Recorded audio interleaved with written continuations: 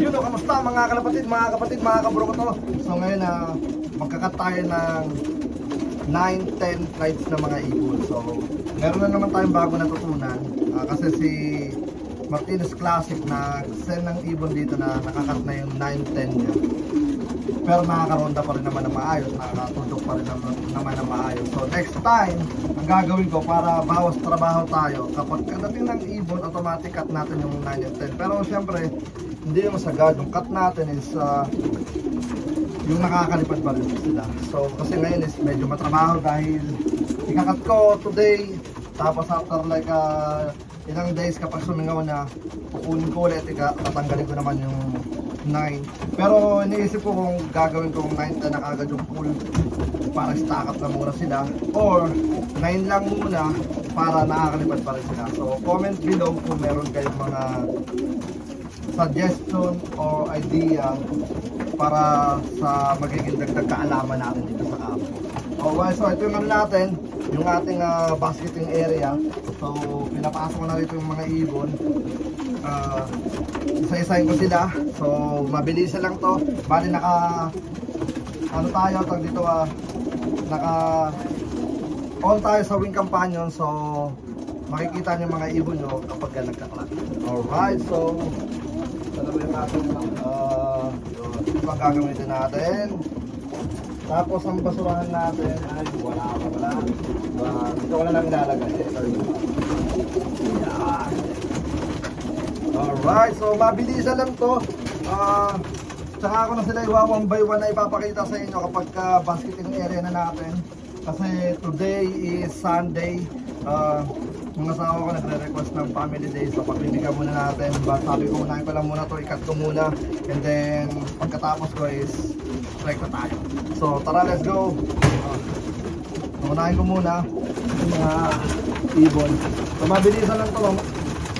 Saka yung mga ibon ay medyo hindi pa kampante sa ano natin, dito sa release door natin, sa basketing area natin. So may naisip na naman akong bago.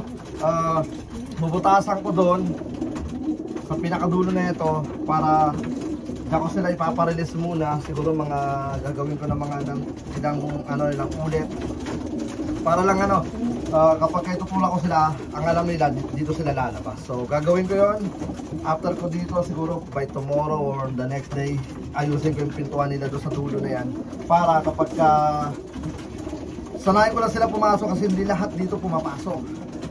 So yung iba rito first timer lang, yung iba kampante na kasi territorial, ginagawa nilang teritoryo. Alright, so tara, let's go. Ring number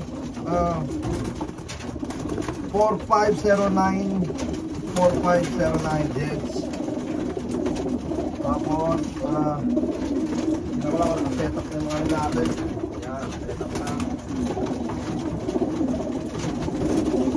Alright, so nandito na nga natin yung mga bensing natin, saka yung plug natin. So kapag kinala ko to, automatic. Yeah. So, yeah. Ito yung mga ibon. At ikakat ko na muna, wala si ama ginagawa. So, ako lang muna mag-isa. And then, yeah, ano ko muna. Dito ikakat ko. Pakikita ko muna sa inyo kung gaano kataas yung cut niya. Mababa lang. Ganito lang. Nasana na to, nasa 7 flights na ngayon. Yan. Makakalipad pa rin naman. Pero siguro makaibakantik na sila. Depende. Kasi ano ngayon hook season. Lalabasan yung mga hook natin.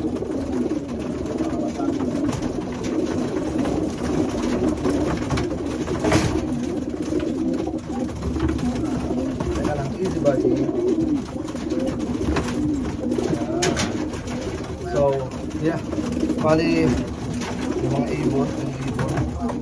So, yeah, cut ko na muna lahat and then babalik ako mamaya siguro.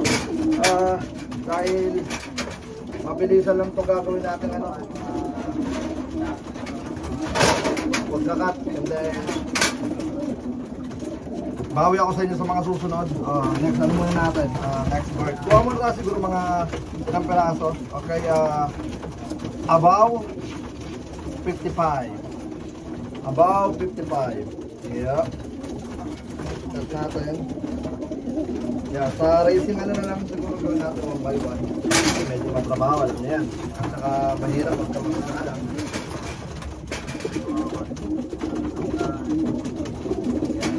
Kasi ang purpose na itong pag-cut is ano lang, so dito pasisingawin lang natin yung mga pakpak nila bago natin i-correct ang bulutin. Alright, so yun na nga. So tara, let's go at asikasuin ka na muna to. Grabe, nakaka-20 pa lang tayo, 21. Pero nakaubod na tayo, pero init. Alright, so gagawin ko, nasa ano sila, dito. Sa training pack sila, tapos dito ko sila papapasukin. Gusto ko kung wala makakawala. Baliktad. Pasukan ka agad ng mga loko. Bibilis Ayan. Mamaya babalik na rin natin. Kailangan kita nyo nandun. Alright. 21 na tayo. Tara, let's go. Bigla naman umulan mga tol. Yan. So mukhang ika-cancel ko yung ano natin. So dito lakas Ayun. Mukhang ika-cancel ko yung ating ano. So dito ang ating pagkakat sa ating mga ibon. So naka-ready pa naman sila. Naka-ready yung mga ibon natin Yan. So mamaya update ko kayo kung babalik ako sa pagkakat. Welcome to Florida. Biglang araw. Yan. Yep. So tuloy ang ating pag-scan sa mga ibon. Mga manok natin lalaki na Yep. Alright. So nangingitlog na si Rama natin. So tingnan natin kung makapagpapisa sila. So ito ay ilalagyan ko ng bubong para hindi rumirekta sa loob yung tubig kapag umuulan. Okay, so ito naman ay okay na, napinturahan na. Yan. Pinturahan na ni Ama yan. All goods daw ulit yan mga tol. Yan, okay na yan. So nilagan ko muna ng nagpabili tayo kay Ama ng lona para hindi basta-basta mabulok yung natin, yung bubong. Pero kapag natapos na natin yung bubong dito, ilalagay ko siya rito para hindi siya narerekta ng sinag ng araw at ng ulan. Kagaya ng nangyari ngayon. Alright, so tara, let's go. Umpisa na to, baka umpisa pa ng iba.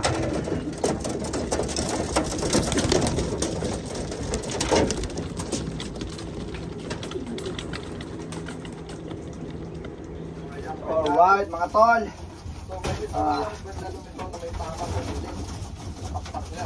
Medyo dito, medyo busy. Di ko may isa-isa yung mga ibon ngayon. Nagpa-practice pa lang ako kung paano magiging diskarte natin kapag basketing area na. Basketing time na. So, ginagawa ko, kinaklak ko. Yan. Tapos, minimake sure kung walang clip ring. Pero late ko na naisip. May mga naunang may clip ring na. Pero kapag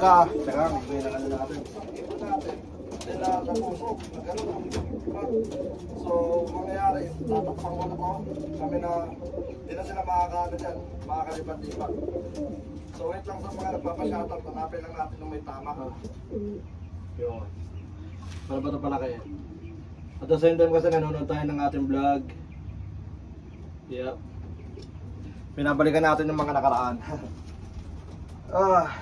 So ayun nga, nag-iisip ako kung ano yung mga discarding pagka tag dito basketing area na natin, basketing time, kung ano yung mas magandang maganda sana kung itutulak na lang natin sa crate natin pagka tag dito pagka training time na. Pero nakaset kasi yung natin ng 50-50 yung so mukhang kailangan pang ayusin yung natin. Tag dito ayusin pa yung ating crate. Pero syempre kung ano lang meron muna tayo ngayon, pagtiyagaan natin. Yan. So ginagawa ko ganito. Yan. So, make sure ko lang na na walang clip ring. Tapos okay yung ano niya, yung katawan niya. Tsaka pogi at maganda. And then lagay natin. Ayan. So next time sa mga magpapadala, huwag na nalagyan ng ano, ng clip ring kasi tinatanggal din ng mga ano, ng mga lock manager. Pasok lang niya may, siya may nagtutulak kapag ka ano, na-empty na tayo rito, siya may nagtutulak, break time daw muna. So sabi ko tapusin ko lang muna to. Nasaan pa lang tayo eh, 153. Kalahati pa po. Kalahati pa boy. Yeah, pero next year meron na naman tayong bagong kaalaman. Gagawin ko pagdating pa lang dito kasi may mga nakita akong ano, may mga nakita akong one loop race na kinakat na nila yung pakpak. Hindi ko alam kung pinapalipad nila, pero nung siyempre nagsensaan siya no, si Martinez Classic, okay naman yung ibon, nakakalipad, nakakarumandat, taas pa nga eh. Ngayon gagawin ko, baka di ko sila mapakawalan pala, baka di ko mapakawalan yung mga ibon. So ang mangyayari dito, lockdown na pala talaga yung mga ibon natin dahil ano, tawag dito, sino ba tataba, ang lalaki ng ibon. Ay, hindi ko napakita. Pero gagawin ko next, sa mga hindi pa lumilipad, ikakat ko sila, hindi masyadong malalim. Ano lang, ang gagawin natin is yung saktong cut lang, parang ganito, sample. Parang ano lang, daplis lang. Yan, ganito lang. Yan, ang importante, nakat natin. Papamuhin ko lang muna sila. Pero itong mga iba na nakaano na, pag ito nakat yung iba. Kasi tataba ng iba kanina, puro talino. So ginagawa ko, pagkakat ko, ay pagka-clock, inuulit ko yung clock. Para, kasi paminsan, nakakalimutan ko, kaya ginagawa ko para makalimutan, ay hindi ko makalimutan, is clock, tapos bago ko ipasok, clock. Pag after natin mag cut, clock, lagay ulit sa benzing, ay sa pads. Tapos, ano ulit, dito, pasok na. Alright. So, yan ang ginagawa natin today, all day, busy day. Yep. Yung iba, nasa ano na, dito, nasa 8 flights na yung iba, nakatanggal. Sabi yung iba, wala pa. Mga baby, dahil pang baby. So, maganda yung malalockdown na yung iba. Dahil ano, dito, tulad kanina, umulan, sunod-sunod dyan, next week, ganun din yung weather. Alright, pero ang start ng ano natin, ang road training natin, sa mga nagtatanong kailan ang road training natin, is August. Yan, so July, mga July, back to ano na to mga to, back to normal, no fly. Tapos mga August yan, start na tayo ng ano, ng miles road training. Yan. Siyempre hindi tayo mag-start ng gut, hindi sila nawawala sa area natin or nakakampante sa area natin. Alright. Ano lang, dagdag trabaho lang yung pagtanggal ng clip ring. Pero ano yun eh, natural na sa mga breeder yun. Kahit ako nung umpisa, papadala ako sa one loop race ng ano, ng may clip ring. Kasi ginagawa ko, kunyari pagkawalay ko sa mga magulang, nilalagyan ko ang clip ring para alam ko kung saan ko sila ipapadala. Ganun yung diskarte ko nun. So ngayon na-realize ko na matrabaho pala para sa mga ano, lock manager.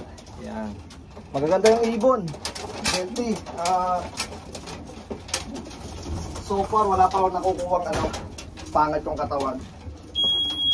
Yan.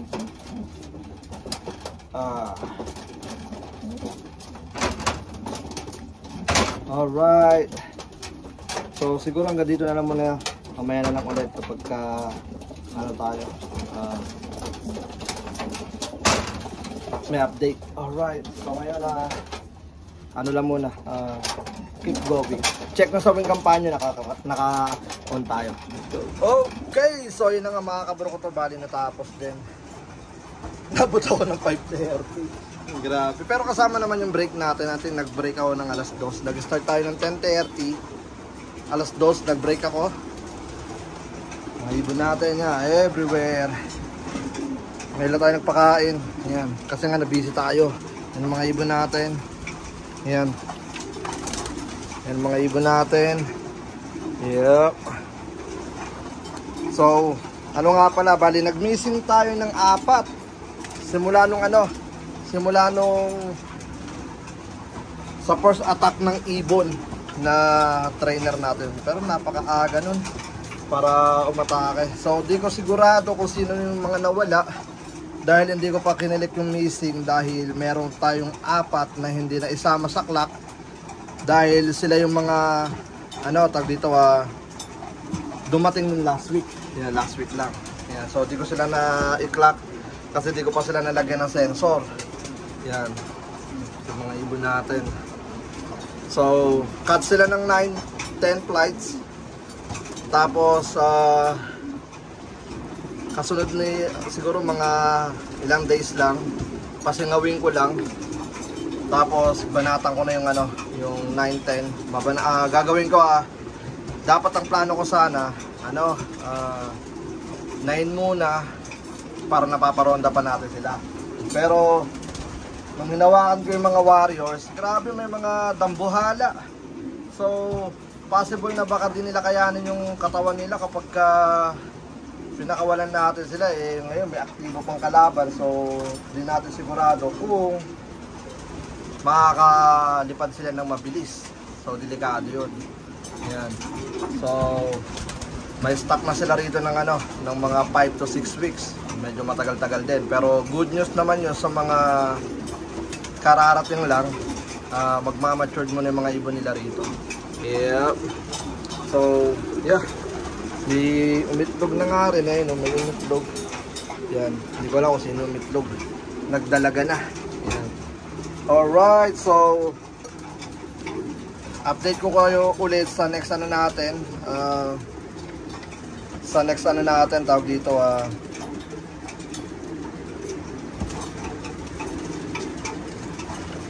hand inventory. Grabe, napapagod ako kaya na-stuck yung utak ko. Yan. So yung mga ibon, magaganda yung katawan. Merong mga tawag dito saktuwa lang yung katawan, pero sila yung mga young bird, yung mga pinakabata, yung mga bagong dating lang halos. So tawag dito dito lahat ng mga mga warriors, yeah. Nagsama-sama na lahat, pati yung mga hindi lumilipad. Kasi tawag dito kaya sinama ko na sila, dahil hindi rin naman sila mapakakawalan nitong mga darating na araw, dahil isasabay ko sila sa pagkat ng ating 9-10 flights, dahil hindi pa pwedeng hindi sila kasabay, kasi kapag di ko sila sinabay, mas lalo silang maiiwanan. So pinaka good news naman sa kanila is mas tatagal sila ng konti rito sa loop natin bago sila mapakawalan. Yan. Alright, so kabisado ko naman kung sino yung mga bago lang, dahil meron silang mga palatandaan. Yan. Alright, so yeah. Lang tayo, tag dito masid-masid. Yan. Napagod lang dahil hindi biro pala yung yung 333 na ibon na ating hinawakan today. Buti na lang siya makasama natin kanina na siya yung nagpapasok doon. Yung iba, nung nagsisimula tayo pala kasi si Ama may ginagawa pa, pero nung kalaunan yan, tumulong na sa atin. Yung iba hindi pumapasok doon dahil hindi pa sanay. Pero sasanayin ko yung mga natin, yung mga ibon natin na doon sila tumambay, para kapag basketing area hindi na tayo gaano kahirap. Pero sa una lang naman yan, pero pagka nagsunod-sunod na yung mga na yan, yung mga tag dito pag-training natin is masasanay at masasanay itong mga to. Yep, at the same time nagbibigay nga pala tayo ng para sa cancer. Yan, so sinabay-sabay ko na. Nag-start tayo kahapon, so second day nila para sa cancer. Tapos after nyan, after ng ano, tawag dito sa cancer, yan, susunod na yun sa para sa kanilang mga bulate. Yan. Alright, so yeah. Bali ano lang, lockdown lang muna sila. And then okay lang yan dahil para lalo sila mag-mature, mas lalo sila maging pan-derby. Yan. Alright, and then you know, para mas lalo pang ano, kasi yung iba ano, tag dito nagbaksak na ng 8 flights. Yan. So kapag kakinat pa natin yung 9, is lalo silang mahihirapang makalipad. At least sa taon-taon meron tayong mas lalong na ano na napag-aaralan. Alright, so yeah. Bali, good luck at magbibigay na muna ako ng kanila pang karagdagang pagkain. Dahil nag-ano sila ngayon, treatment sila ng pang-cancer nila. So, di ko sigurado kung ano, kung okay ba sa kanila na sakto lang yung pagkain. Pero syempre, bigyan ko sila ng karagdagang pagkain. Bonus ba nila kasi hapon na sila kumain? Kakakain lang nila. So ngayon, na magiging focus natin, dahil hindi tayo masyado makakapagbigay ng update dito ngayon, dahil lockdown lang naman sila. Pero kapag kailangan, syempre magbibideo pa rin tayo. Yan. But ang tututukan ko ngayon is yung labas. Yan, pagandahin naman natin yung labas natin. Mukha tayong nasa ano nasa Pinas lang So pagandahin natin yung labas. And then para kapag may bumisita rito is hindi naman nakakahiya. Alright, so tulad nito, napakatambuhanan na ito. Ayun, ang laki niya, no? Yan, no? Tignan nyo. Yup. Tapos meron pa rito blue bar. Pagkahawak ko, kala ko manok. Ano na yun? Blue bar, napakalaki, grabe. Yan. Ito yata, oh. Hindi. Basta blue bar. But yun na nga mga kabro ko to, bali hanggang dito na lang muna yung video natin. Kapag meron tayo napansin nakakaiba sa mga ibon, bibigyan ko kayo ng update. And then PM ko kagad yung breeder. Pero ano na check nyo yung ano, check nyo yung ating ano, check nyo yung ating wing companion. Kapag hindi nag-clock yung ibon nyo, ibig sabihin wala rito yung ibon nyo. Possible na nadali o masyadong napalayo yung ibon nyo dahil ano, sa first attack ng kalaban natin is napansin nyo naman kung gaano kataas lumipad yung mga ibon at watak-watak sila at grabe talaga. First time, so nabigla at hindi pa sana yung mga ibon natin. Okay, so yun na nga mga kaburo ko to. Bali, ano, hanggang dito na lang muna at magpapakain pa tayo. Dagdag karagdagan sa mga ibon natin. Hanggang sa muli. Wait. Shoutout muna tayo, balikan ko kayo. Okay, so yun na nga, bali, shoutout nga pala kay Razor Lop. Yan, isa sa mga mandarigmang warriors natin. Tapos kay Pugay Family Love, maraming salamat sa pag-focus at pagsubaybay sa mga video natin at pagsuporta palagi dito sa Campo Capistrano. Syempre kay Razor din at kay Jom Echon, maraming salamat. Syempre walang iba kay ano, kay Benji Love. Yo, maraming salamat sa pagsubaybay nyo dito sa Campo Capistrano. Nag-shoutout ako sa kanila dahil nag-comment sila dun sa mga video natin, sa mga upload natin. Kung gusto mo mapasama sa mga next video na tawag dito, shoutout, ano lang, tawag dito, comment ka lang dun sa ating ano, sa ating video. Maraming salamat. Let's go.